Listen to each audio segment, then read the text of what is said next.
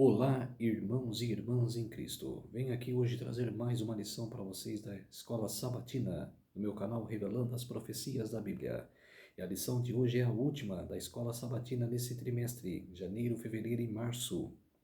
A lição número 13, Espera no Senhor. Antes de eu falar sobre essa lição, quero explicar essa lição, vamos orar para fortalecer a nossa fé. Querido Deus e Pai, muito obrigado por essa noite maravilhosa, a noite do Senhor, meu Pai. Todos os dias a gente deve adorar ao Senhor. Todos os dias devemos louvar ao Senhor, Senhor. Por isso, venho aqui pedindo neste momento, Senhor, para que possa me fazer como servo para pregar esta palavra, Senhor, para pregar a palavra para todo o povo, língua e nações, Senhor. Cara, aquelas pessoas que não conhecem a Tua palavra, que possam a conhecer neste momento, Senhor. Por isso, meu Deus, fique comigo nestes minutos e segundos, para que eu esteja pregando a Tua palavra. Tudo isso eu agradeço e peço em nome do meu Salvador Jesus Cristo. Amém. A lição de sábado, o verso para memorizar. Espera no Senhor, anima-te, e Ele fortalecerá o teu coração. Espera, pois, no Senhor. Salmos capítulo 27, verso 14. A lição de sábado. Chegamos à última semana de estudo desse trimestre sobre Salmos. A jornada espiritual nos levou através da experiência do temor diante do majestoso Criador, Rei e Juiz. Consideramos as alegrias da libertação do pecado, do perdão e da salvação divinas. Refletimos sobre momentos de entrega em pesar e lamento. E pensamos nas gloriosas promessas da presença eterna de Deus e expectativa na adoração universal ao Senhor que durará para sempre. Entretanto, a jornada continua enquanto vivemos na esperança da vinda do Senhor, quando nosso anseio por Deus será finalmente satisfeito. Se há uma frase final que podemos extrair de Salmos é esta: espera no Senhor. Esperar no Senhor não é uma espera ociosa e desoladora pelo tempo de alguém. Em vez disso, esperar no Senhor é um ato cheio de confiança e fé que se revela na ação. Esperar no Senhor transforma nossas noites sombrias com a expectativa da manhã gloriosa. Salmos 30, verso 5, Salmos 143, verso 8. Fortalece nosso coração em esperança renovada e paz.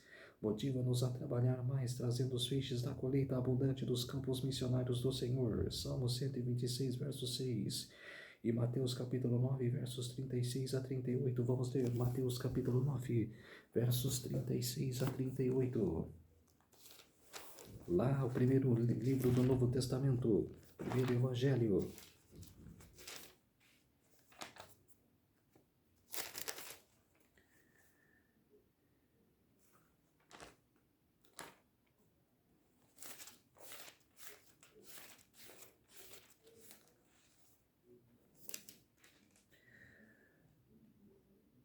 Mateus 9, 36 a 38. Vendo ele as multidões, compadeceu-se delas, porque estavam aflitas e exaustas como ovelhas que não têm pastor. E então se dirigiu aos seus discípulos: a seara, na verdade, é grande, mas os trabalhadores são poucos. Rogai, pois, ao Senhor da seara que mande trabalhadores para a sua seara. Quer dizer, o povo estava sem paciência. O povo pensava que estava sem pastor. O pastor estava diante delas, e elas não percebiam. Eles estavam aflitas, impacientes. Espera no Senhor, nunca nos envergonhará. Seremos ricamente recompensados, pois o Senhor é fiel a todas as suas promessas. Salmos 37, versos 7 a 11, 18 a 34. Salmos 71, verso 1, 119. 71, verso 1 e Salmo 119, versículos 137 e 138. Lição de domingo, o chamado da espera. Pergunta número 1. Que esses textos rogam que o povo de Deus faça? O que esses textos rogam que o povo de Deus faça? Talvez a espera seja um dos maiores estresses da vida. Não importa quem somos, onde vivemos e as nossas condições na vida. Precisamos esperar pelas coisas. filas de atendimento, consultas médicas e geralmente não gostamos de esperar, não é? O que dizer sobre esperar por Deus? A ideia de esperar no Senhor apaga nos Salmos e em toda a Bíblia. A palavra usada nesse contexto é perseverança, que é compromisso de nós recusarmos a sucumbir ao medo de decepção, de que, de alguma forma, Deus não nos ajudará. O servo de Deus espera na certeza de que Ele é fiel. E os que esperam nele podem confiar que, se lhe entregarmos nossas preocupações, Ele resolverá para nosso melhor, mesmo que não vejamos necessariamente deste modo.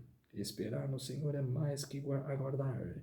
É um ansio que se compara a sede a uma terra seca. Salmo 63, verso 1. O salmista espera muitas bênçãos, mas seu anseio de ser levado para perto de Deus opera qualquer desejo e necessidade na vida. Como lemos em Paulo nesta passagem surpreendente, em Romanos, Deus e toda a criação estão esperando a renovação do mundo e abençoando o encontro de Deus e seu povo nos fins dos tempos.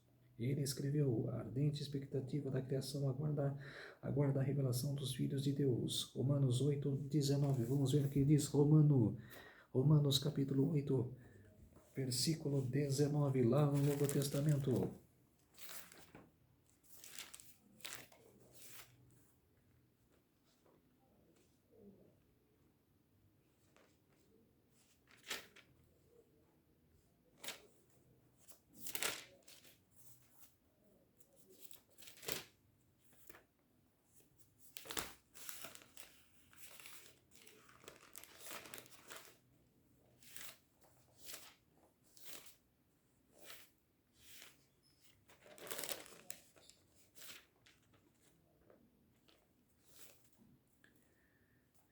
Romanos 8, 19.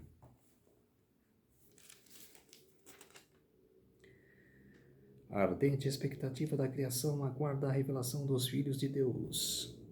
Quer dizer, no futuro, a revelação é de quem se comprometer com Deus, é de quem aceitar a marca de Deus, será salvo.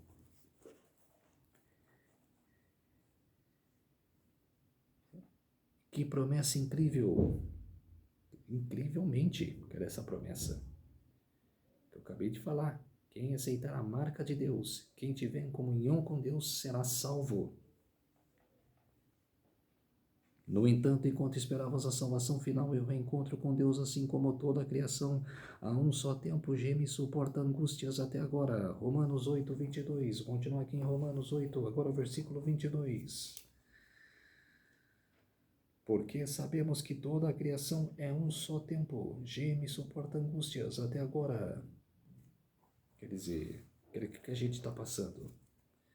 A gente está passando, cara, angústias, cara, vendo guerras, cara, passando por provações, cara, pessoas te humilhando, cara, pessoas zombando de sua cara, de sua pessoa, de sua vida. Estamos passando por um tempo, cara, angustiante.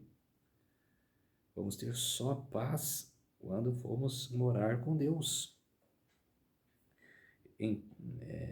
O Senhor permanece em seu povo no presente por meio do Espírito Santo.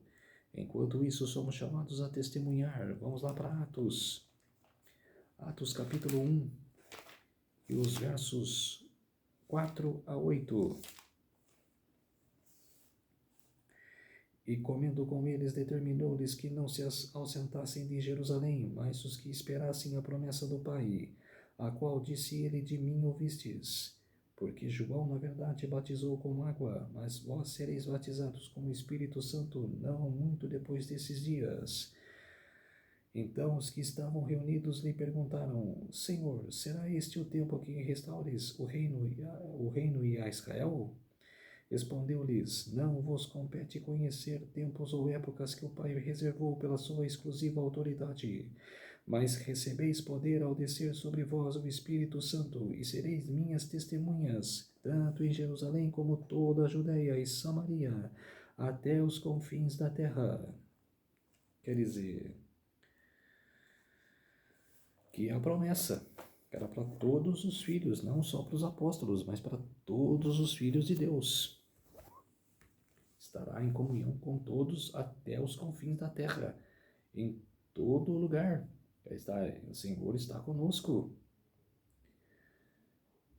Enquanto isso, somos chamados a testemunhar do plano da salvação que culminará em uma nova criação. Esta nova criação é o que aguardamos, o cumprimento final de nossas esperanças como cristãos adventistas.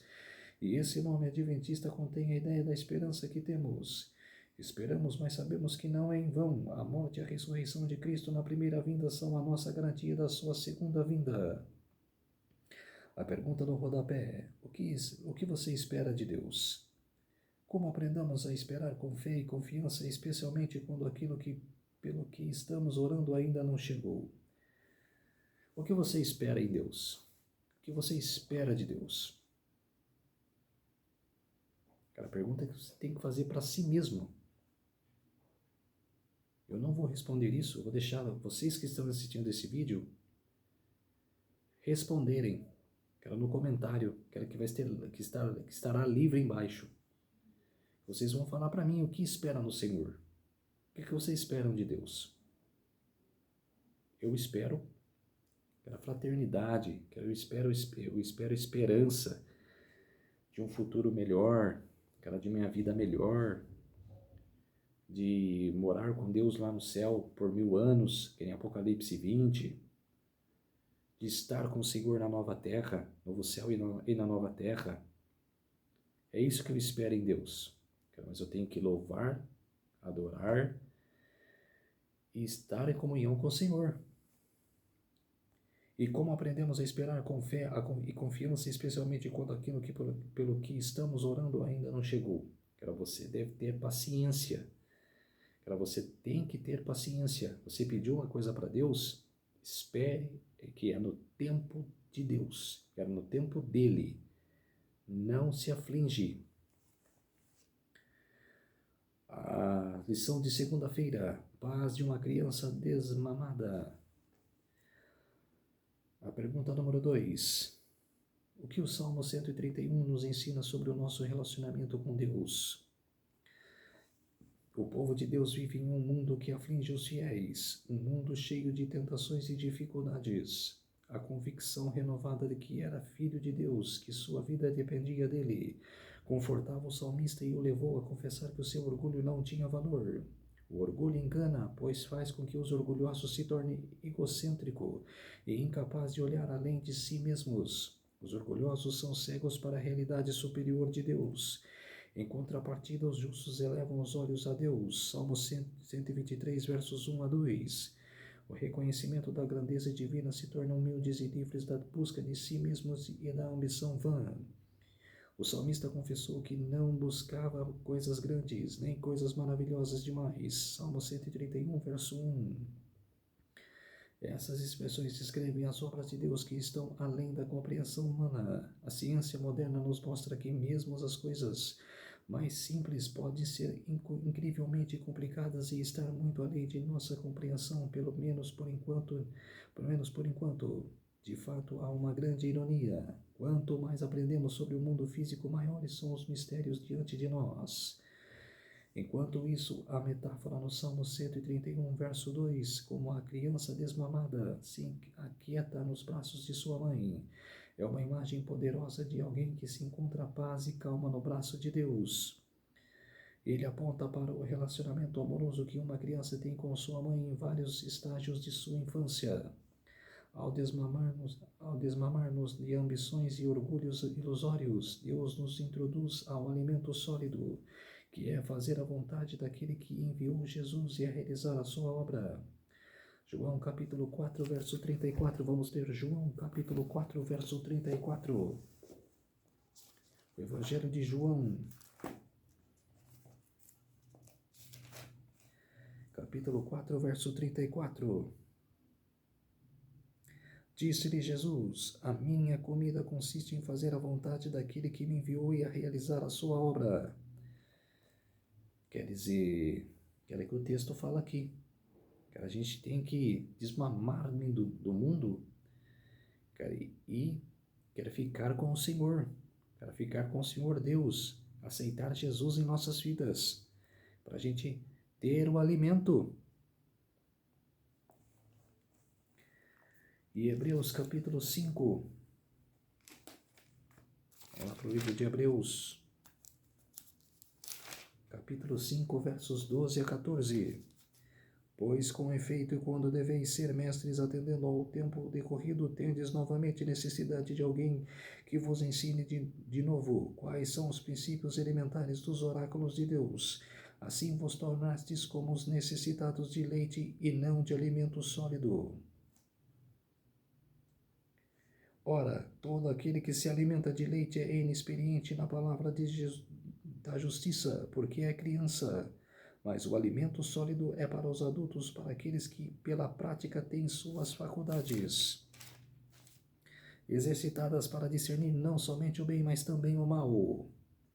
Quer dizer, as crianças, cara, não sabem, cara, o que é bem e o mal ainda. Elas são, como se diz ainda, inocentes, cara, de tudo isso. Mas nós que somos adultos, cara, sabemos o que é o bem e o mal em nossas vidas. Se a gente pratica o mal, cara, devemos abandonar. Cara, devemos, a partir de agora, praticar o bem.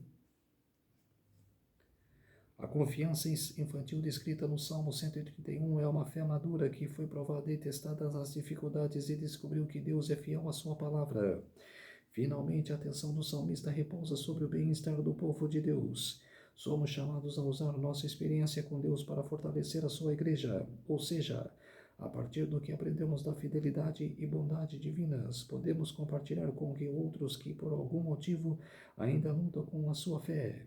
Nosso testemunho sobre Cristo pode até mesmo se dar dentro da própria igreja, onde muitos precisam conhecê-lo. Quer dizer, eu vejo várias igrejas, sendo uma criança que não pratica a profecia, que não passa a profecia para os seus fiéis, para o povo, fica só no evangelho, não que o evangelho não seja importante. É muito importante uma pessoa que não conhece Jesus, possar, naquele momento, conhecer Jesus, para dar um levantamento na vida da pessoa.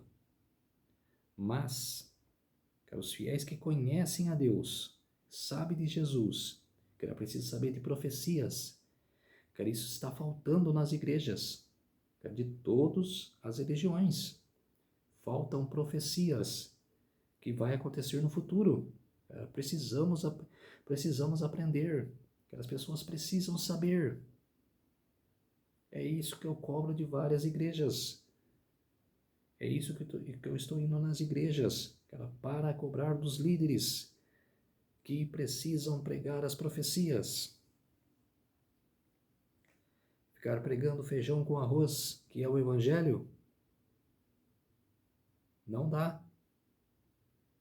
O evangelho é simples de pregar. Precisa pregar profecias. A confiança infantil descrita no Salmo 31 é a fé madura que foi provada e testada nas dificuldades e descobriu que Deus é fiel à sua palavra. Finalmente, a atenção do salmista repousa sobre o bem-estar do povo de Deus. São chamados para usar nossa experiência com Deus para fortalecer sua igreja, ou seja, a partir de que aprendemos a fidelidade e bondade divinas, podemos compartilhar com outros que por algum motivo ainda lutam com a sua fé. Nosso testemunho sobre Cristo pode até mesmo se dar dentro da própria igreja, onde muitos precisam conhecê-lo. Pergunta do rodapé. Mateus capítulo 18, verso 3. O que Jesus quis dizer com essas palavras? O que isso sugere? Vamos ler Mateus capítulo 18 e o verso 3. Mateus capítulo 18 e o verso 3. E disse, em verdade vos digo que não vos converterdes e não vos tomardes como crianças, de modo algum entrarás no reino dos céus. Quer dizer, se não se converterdes, e se não ser humilde que nem uma criança, ser ingênua que eu falo assim, ter paz dentro do coração, não entrará no reino dos céus.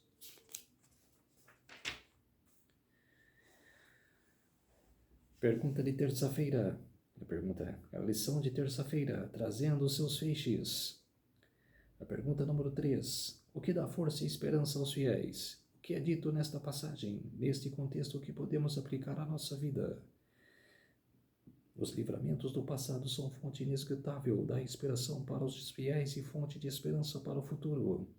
A libertação foi tão grande que poderia ser descrita como um sonho que se tornou realidade. Isaías capítulo 29, versos 7 a 8. Vamos para Isaías. Isaías capítulo 29, versos 7 a 8.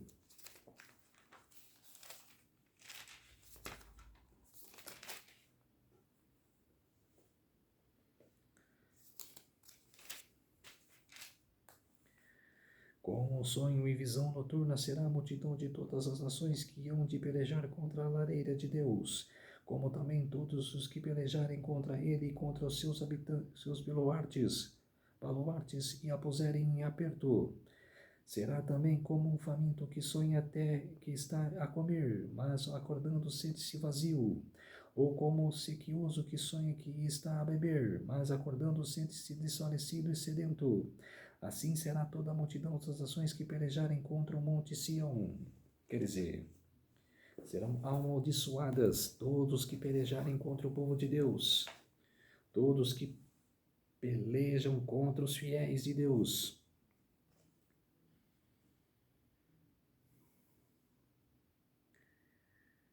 Observe que a geração que louva o Senhor pela libertação do cativeiro, Salmo 126, verso 1, ainda se encontra no cativeiro. No Salmo 126, verso 4. No entanto, por meio de canções, o povo revive a alegria e o alívio do passado e se apropria desses sentimentos na experiência de então. As novas gerações mantêm viva a história bíblica, incluindo-se entre os que vieram os eventos em primeira mão.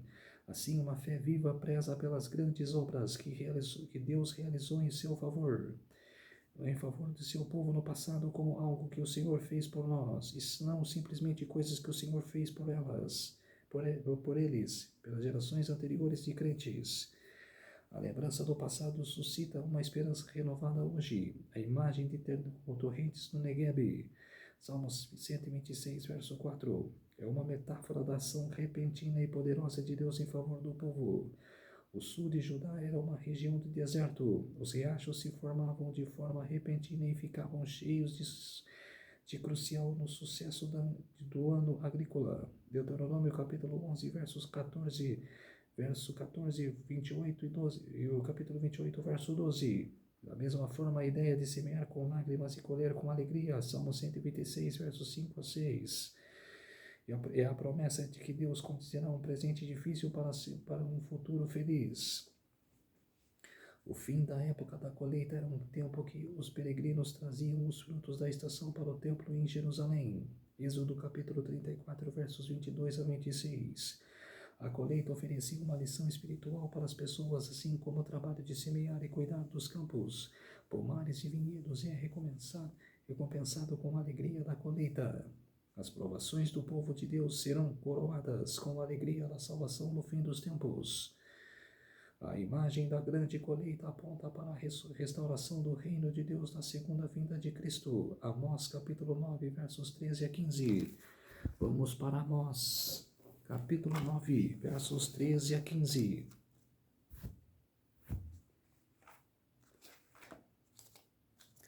Lá no Velho Testamento.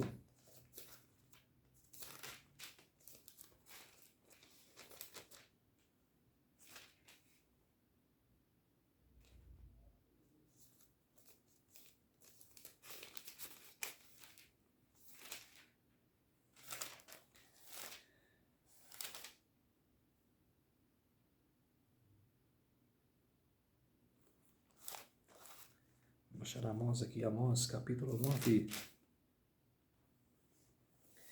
13 a 15.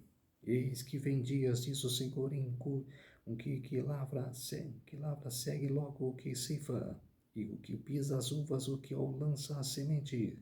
Os montes destilarão mostos, e todos os outreiros se derreterão. Mudarei a sorte do meu povo de Israel, reedificarão as cidades assoladas, e nelas habitarão, plantarão vinhas e beberão o seu vinho. Farão pomares e lhes comerão o fruto. Plantá-lo-eis na sua terra, e desta terra que lhes dei já não serão arrancados, diz o Senhor teu Deus. Quer dizer, se praticar o mal, o Senhor arrancará. Mas se praticar o bem, o Senhor nem mexerá, abençoará ainda mais. Em Mateus capítulo 9,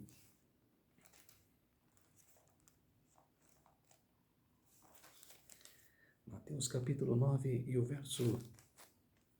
verso 37. E então se dirigiu aos seus discípulos: a seara na verdade é grande, mas os trabalhadores são poucos. Quer dizer, o que Jesus quis dizer aqui? Que os povos são grandes, né?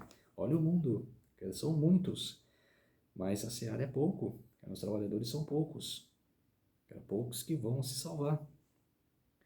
Contudo, à espera, tal como acontece com a colheita, devemos esperar para ver o fruto, os resultados do nosso trabalho. A pergunta no rodapé: você já viu o Senhor atuando em sua vida ou na vida de outras pessoas? Como nutrir a esperança a partir dessas experiências para enfrentar seus desafios presentes? Quer dizer, você já viu o Senhor atuando em sua vida ou atuando na vida de outras pessoas? Já atuou na minha vida e eu também já vi em outras pessoas. Não vou falar os relatos agora, mas eu já vi. Já vi muitos acontecimentos. Deus imperando na vida das pessoas. Passa a acreditar. Você só passa a acreditar. Que Deus possa fazer um milagre em sua vida. Mas com muita oração, com muito louvor, com muita adoração. Você estar estando em comunhão com Deus. É isso que Ele espera de você. A lição de quarta-feira: esperando no sábado de descanso divino. Pergunta número 4. Quais dois aspectos do sábado são destacados no Salmo 92? Vamos ler aqui o Salmo 92.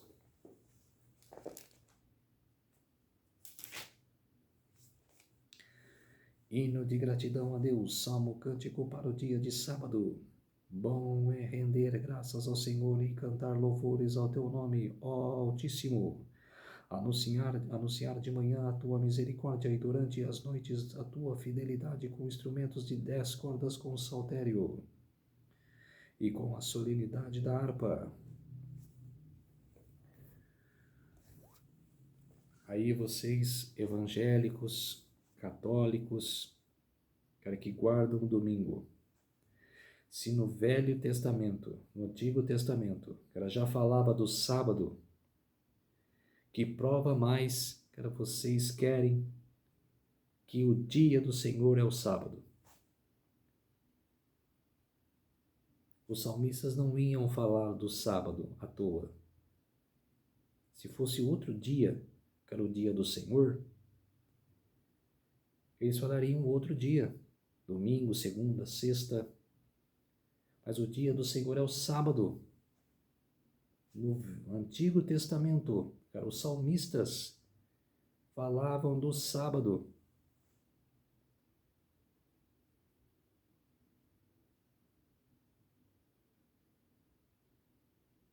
Não porque teve os 10 mandamentos, Abraão, antes dos 10 mandamentos, já guardava o sábado. Na Bíblia tem 104 textos, que falam do sábado. Que prova que vocês querem mais, de saber que o dia do Senhor é o sábado.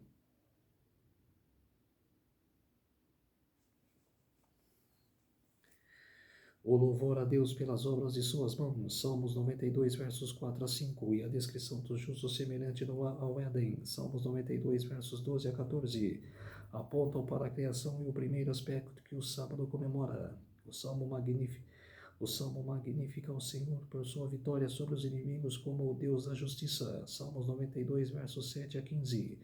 E assim reforça o segundo tema do sábado, a libertação. Deuteronômio capítulo 5, versos 12 a 15.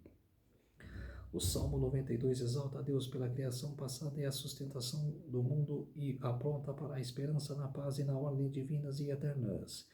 O povo pode desfrutar do descanso sabático porque Deus é o Altíssimo. Salmos 92, verso 1. Sua posição superior lhe dá uma vantagem incomparável sobre os teus inimigos. No entanto, embora seja o Altíssimo, o Senhor estende a mão para resgatar os que o invocam.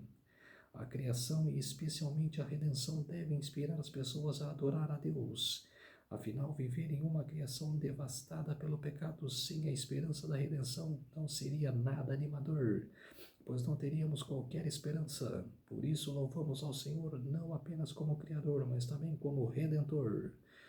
Óleo fresco transmite a devoção renovada do salmista para servir a Deus como servo reconsagrado. Salmos 92, verso 10. Os escolhidos como sacerdotes e reis eram ungidos com óleo para consagração. Êxodo capítulo 40, verso 15 e 1 Samuel capítulo 10, verso 1.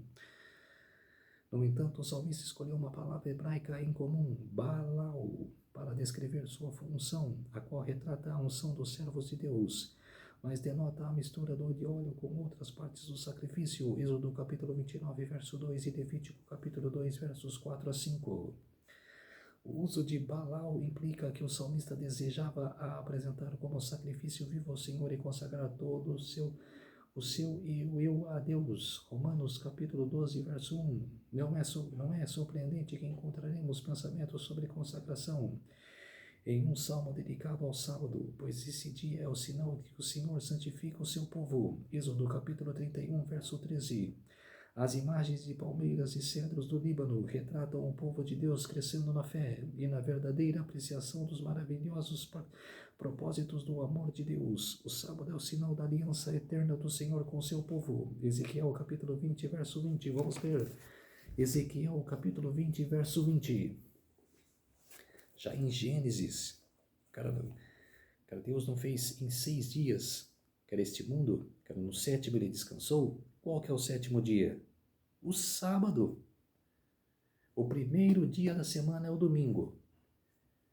O segundo dia é a segunda. O terceiro dia é a terça. O quarto dia é a quarta. O quinto dia é a quinta. O sexto dia é a sexta-feira. O 7º dia é o sábado. O sábado é o dia do Senhor, que devemos descansar, orar, ficar em comunhão com o Senhor, sair para pregar a palavra, ir na igreja, para louvar e bendizer ao Senhor.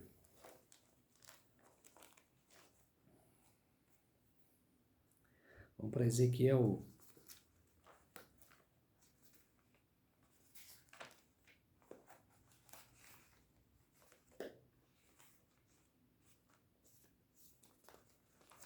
Ezequiel 20, verso 20.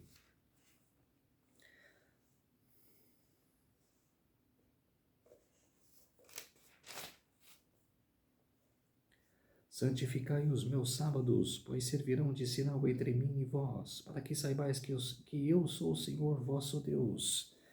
Quer dizer, não foi só para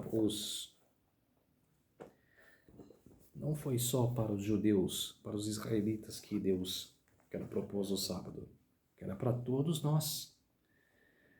O sábado foi feito para os homens guardar, não os homens foi feito para o sábado. Devemos guardar o sábado. Assim, o descanso sabático é essencial para o povo de Deus, visto que o capacita a esperar com confiança que o Senhor cumpra as promessas da aliança. Hebreus capítulo 4, versos 1 a 10. Pergunta no rodapé. Que esperança é oferecida no Salmo 92? Como podemos nos consolar com ela?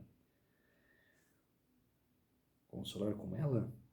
Para guardar o sábado, adorar e louvar ao Senhor, estando em comunhão com Ele.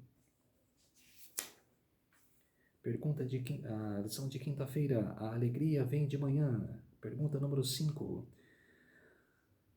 Que hora do dia é simbolicamente retratada com o tempo de redenção divina? Por quê? Nos Salmos, amanhã é tipicamente o momento em que se espera a redenção.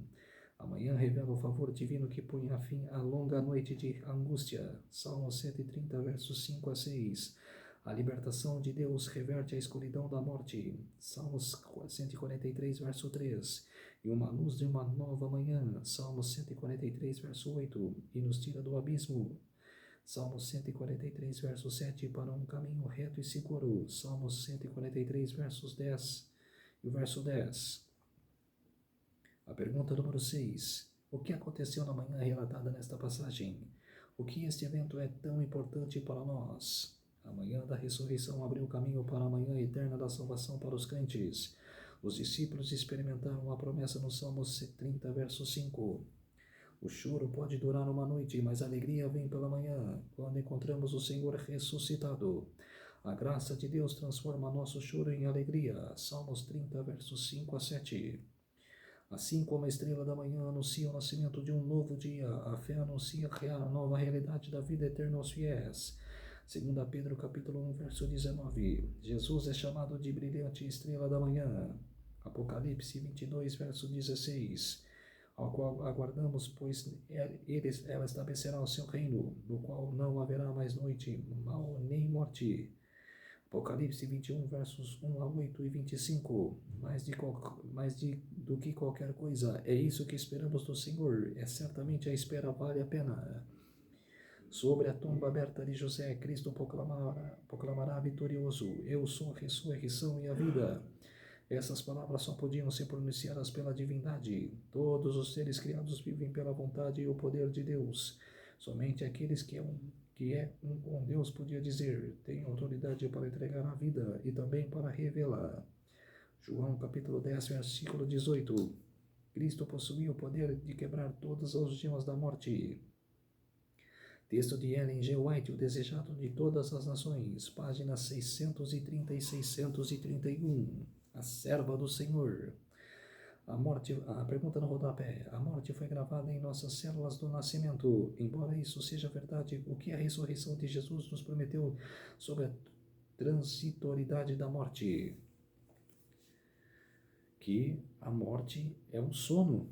Que Jesus relata quando vai ressuscitar Lázaro. Ele está dormindo.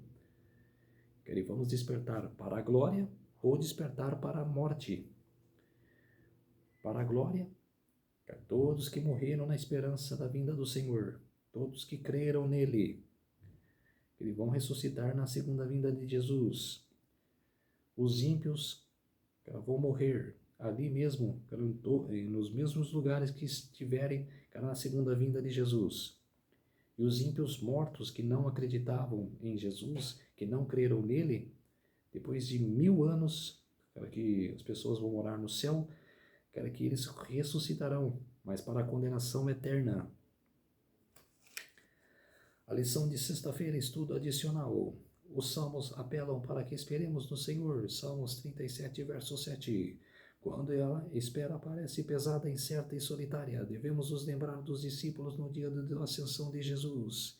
Atos capítulo 1, versos 4 a 11. Cristo foi levado ao céu diante de seus olhos, enquanto eles foram deixados para esperar sua volta no futuro. Quem já experimentou um anseio mais intenso de receber a bênção divina do que os discípulos naquele dia? Eles devem ter pensado: Senhor, leva-nos contigo agora. No entanto, foram instruídos a esperar a promessa do Pai e o retorno de Jesus. Se imaginamos que os discípulos estavam em desespero e decepcionados, ficaremos surpresos. Eles retornaram a Jerusalém e fizeram exatamente o que Jesus lhes disse. Esperam pelo dom do Espírito Santo e depois pregaram o poder do Evangelho ao mundo. Atos capítulo 1, versos 12 a 14. É impossível cumprir o mandamento de esperar no Senhor, a menos que Ele tenha feito sua obra em nós pelo Espírito Santo. Nenhum entusiasmo, por mais intenso que seja, resistirá à tensão que espera imporá ao nosso coração. Apenas uma coisa suportará a atenção: permanecer em Cristo e ter um relacionamento com Ele. Se Cristo habitar em nosso coração, Ele operará em nós tanto o querer como o realizar. Filipenses capítulo 2, verso 13. Trabalharemos com Ele e com Ele trabalhou. Manifestaremos o mesmo Espírito e assim, amando-o e nele habitando, cresçamos em tudo naquele que é a cabeça, o Cristo. Efésios capítulo 4, verso 15. Texto de Ellen G. White, Caminho a Cristo, página 75. Ao continuarmos a esperar no Senhor, encontraremos paz e contentamento nos Salmos. O encontro diário do coração de Deus com o nosso coração ocorre nas nossas orações e canções. Então, povo de Deus, eu encerro aqui, o livro de Salmos, foi maravilhoso, pregar da escola sabatina, é a minha primeira experiência, eu nunca, tinha, feito nos meus vídeos, pregar sobre a escola sabatina, você vê nos meus vídeos, só Apocalipse, Daniel, pregações assim, motivacionais, mas é a minha primeira vez, que eu prego sobre a escola sabatina. E a próxima lição, do próximo semestre, é grandioso. Eu estarei fazendo também, o livro de Apocalipse, voltarei a pregar o Apocalipse, desvendando o Apocalipse, é uma série que eu vou fazer, desvendando o Apocalipse, e junto com desvendando o Apocalipse, a lição da escola sabatina, o grande conflito, que se baseia no Apocalipse. Então eu vou fazer junto, desvendando o Apocalipse e a lição da escola sabatina, o grande conflito. Conflito entre o bem e o mal. Então, povo de Deus, vamos orar para fortalecer a nossa fé nessa experiência maravilhosa que foi pregar, de pregar sobre a escola sabatina? Querido Deus e Pai, muito obrigado por este momento de eu pregar a escola sabatina pela primeira vez em minha vida. 4 anos na igreja adventista, nunca tinha pregado sobre a escola sabatina. E foi uma experiência maravilhosa, Senhor, pregar sobre a Tua palavra, sobre os Seus ensinamentos, sobre os Seus mandamentos, sobre a Tua lei, o que os salmistas representaram na Sua Escritura, Senhor.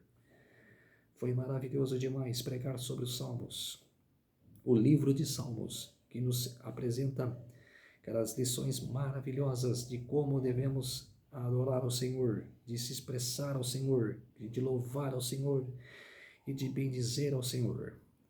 Muito obrigado, meu Deus, por esse momento, por esses minutos e segundos que o Senhor esteve comigo. Tudo isso agradeço e peço em nome do meu Salvador Jesus Cristo. Amém.